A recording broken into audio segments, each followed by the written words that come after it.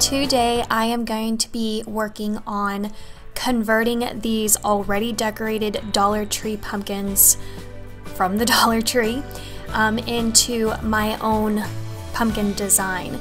So I actually saw some of these on Etsy and I wanted to just kind of browse through Etsy, order some fall stuff, and I came across some of these pumpkins and thought I can definitely try this out with Dollar Tree materials.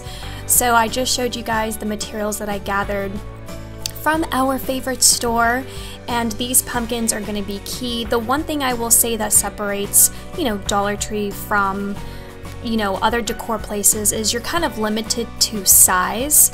So they still have gorgeous, big, huge decorative pumpkins on Etsy that you just necessarily can't always make with Dollar Tree stuff. But I wanted to show you guys this variation using these pumpkins. Now what I did was I removed all of the excess material that I wasn't going to use and I flipped the pumpkin around.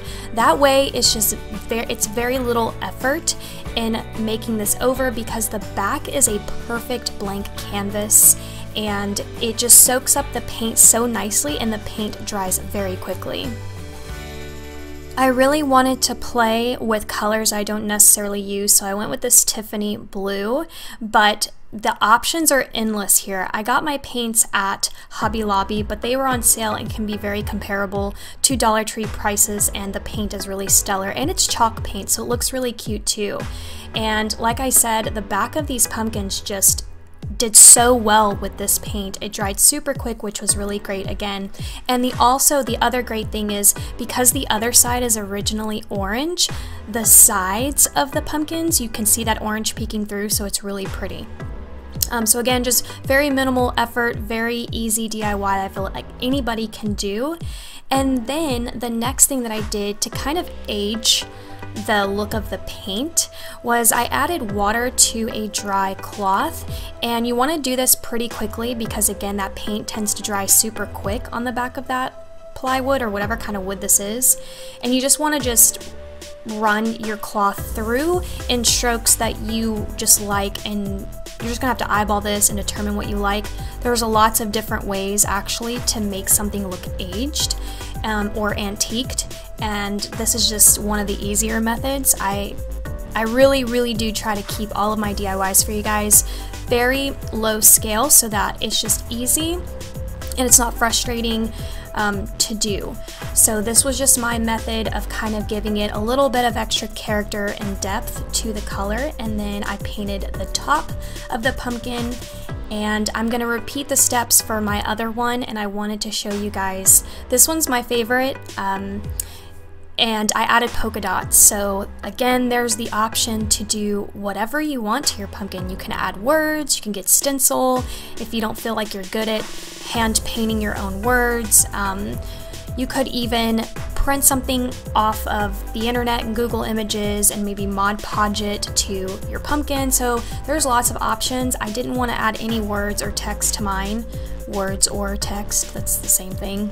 I wanted to do polka dots. So I just took black chalk paint that I had already lying around the house, and I used a wine cork as my method to create circles. So I just found something in my junk drawer and it worked out really well. I will say that if you're going with the polka dot method, I think starting your very first dot in the center and then kind of work your way out is going to be the best method to kind of make them look evenly spaced. But that's pretty much it. Then your final step is going to be to add your embellishment. This is where you can just go wild. You can even do ribbons instead of floral.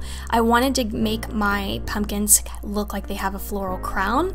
And I will say though that the Tiffany blue one was a little off-centered just because of the angle that I was filming. I also had to have the camera pointing on it, and so my eyes weren't like dead center on the pumpkin, so my flowers were a little off. But that shouldn't happen to most of you unless you're filming yourself too and you have your own YouTube channel. But just make sure you're kind of looking dead in the center and making sure your flowers and your leaves are exactly where you want them to go. And all of these, like you saw in the materials list, are all Dollar Tree materials. The only thing again was just the paint. And even the paint you can get at Dollar Tree. So if you just want a one-stop shop, there you go. And I just absolutely love how this turned out. And you'll see once I get to the white and polka dot pumpkin, it was even easier because I used these really gorgeous sunflower picks from Dollar Tree, which I have not seen this year. So I'm curious if they're gonna put these sunflower picks out.